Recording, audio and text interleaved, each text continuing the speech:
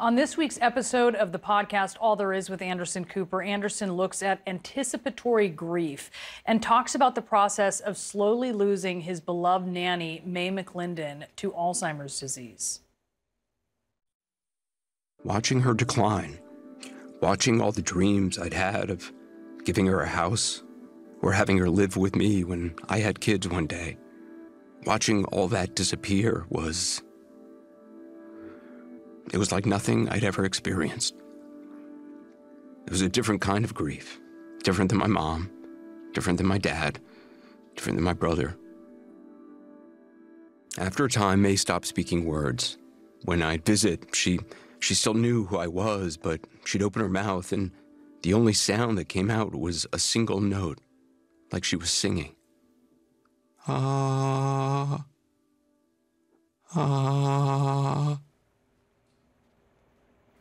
And Anderson is with us now, along with Sebastian, who we're so happy to have him come back again with us. Hi, buddy. Anderson, it's so moving. And I know so many people who have lost someone slowly like this are going to appreciate you giving voice to this process for them. Can you talk to us a little bit more about this concept of anticipatory grief? Yeah, I actually had never heard the term before, and a filmmaker named Kirsten Johnson, who I interview in this episode of the podcast, she's the one who mentioned it in an incredible film she did called Dick Johnson is Dead, about her father. She lost her mom to Alzheimer's in 2007. Her father now struggles with dementia. We actually talked to him during the interview as well. But it's this idea, and I think it's anybody who's lost a loved one to dementia or Alzheimer's, who's dealing with that, or any terminal illness. It's the idea of seeing the gradual decline, the disappearance of somebody before your eyes. And it's that anticipating what is to come. It's not going to necessarily get any better. It's going to be this drawn out thing. And so you're already anticipating their death. You're anticipating being without them in your life. And yet they're still there in front of you. It's a particular kind of grief. And it's obviously very, very difficult to deal with. And it's nice, when people talk about it, and to know that you are not the first person who's gone down this road. I never heard of that concept either until you mentioned it just now. Sort of like a horror movie where it's not the loud noise that's the worst. It's knowing that it's going to come, that I think tears you up the most inside. We have a clip of your conversation with that filmmaker, Kirsten Johnson. Let's listen. One of the classic stories I tell is him waking up in the middle of the night, extremely worried that a patient is downstairs. And I can't convince him logically that the patient is not there. So then I go downstairs with him. Then what happens? He looks around. He's like, there's no patient. And he's like, oh, you were right.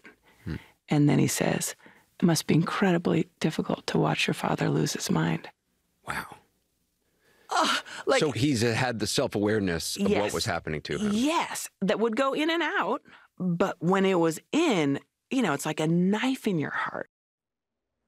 Wow. And Anderson, you said one of the reasons she was so great to talk to is she talked to you about the importance of being able to get to know someone even after they die. What does she mean by that?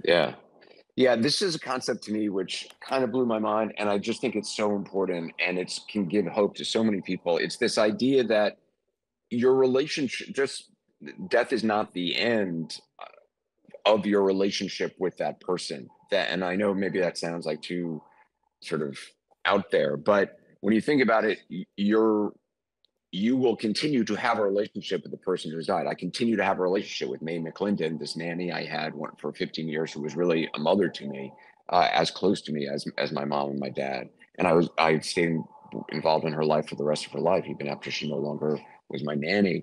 But my relationship with her changes. Having children, having my kids, I understand Mae in a different way than I did before. I know what she was doing when she was caring for me. I see her in a different way. And Kirsten was talking about that. And I think that's a really important idea, that you can get to know somebody even after they're gone. You can get to know them in a deeper way by reading something that they wrote, or going through their things, or as you evolve, as I become a 55-year-old man, I can better understand what my mom went through when she lost her husband, my dad, when she was 50, or when When I can understand things as a parent about my parents that I didn't understand before. So even they're no longer present, they are still very present in your life, and your relationship with them evolves. And to me, that's a really hopeful thing, because it means that that love that you have, that bond that you have, it's obviously different and you wish they were there, but it evolves, and you can still talk to them and have a relationship with them and understand them in a new and deeper way. Anderson, what kind of reaction have you been getting to this incredible series? Yeah, it's been really extraordinary. I mean, it's been overwhelming. I've received, I can't tell you how many thousands of direct messages from people on Instagram, which is sort of generally the way I communicate on social media at all. And it's just been incredibly deep messages of people telling me about the losses they've experienced and how they've dealt with it, and what they're taking from the podcast and ideas for the podcast. And it's just, there is an ocean of loss and an ocean of grief. This is the most universal of human experiences. Someone DM'd me today saying, like, we all talk about birth and talk about that freely. We don't talk about end of life. We don't talk about death and loss as freely. And I think this is a conversation a lot of people would like to have, because not having it doesn't make it go away. Not having it only makes you feel just more lonely and isolated, as I have felt for a long time. So true. It is so important what you're doing, Anderson, and I'm so glad that we get to talk about this with you this morning. Thank you so much for sharing some time with us. My pleasure. And Sebastian, sure, as always.